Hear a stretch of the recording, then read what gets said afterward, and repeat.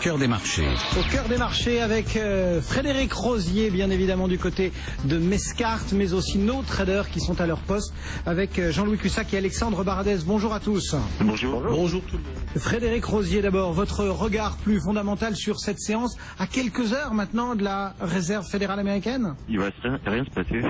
On est vraiment dans la phase d'attente.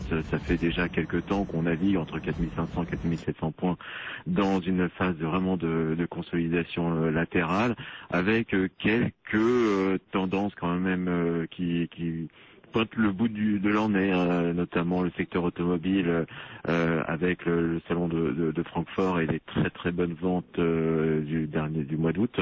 Et concernant des replis qui commencent à être marqués, je note notamment des titres comme Montupé qui sont vraiment en train de glisser suite à une note de Kepler aujourd'hui, moins 7%. Et on a vu effectivement suite à l'information sur Altis, le titre monter quasiment de 7-8% et là on voit que ça se calme un petit peu, mais vraiment pas de tendance, pas de volume pour l'instant. Votre regard justement sur ce dossier Altis, Frédéric Rosier, pourquoi est-ce que les États-Unis, selon vous, représentent un facteur de développement tellement important pour Patrick Drahi?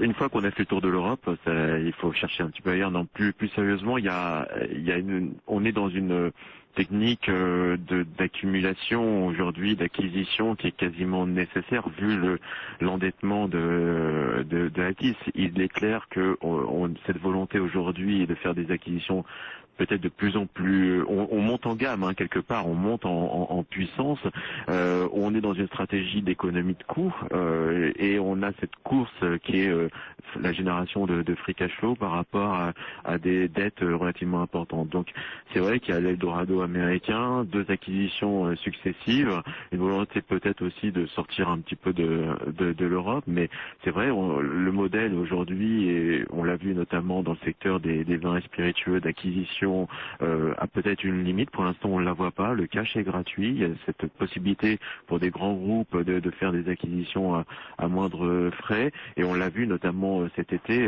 Patrick Drahi a eu cette invention quelque part qui était de créer des actions de classe A et notamment pour pouvoir faire des acquisitions sans perdre le contrôle de sa société. Donc c'est vraiment très intelligent comme façon de faire. Maintenant, c'est quelle est la limite à ce modèle?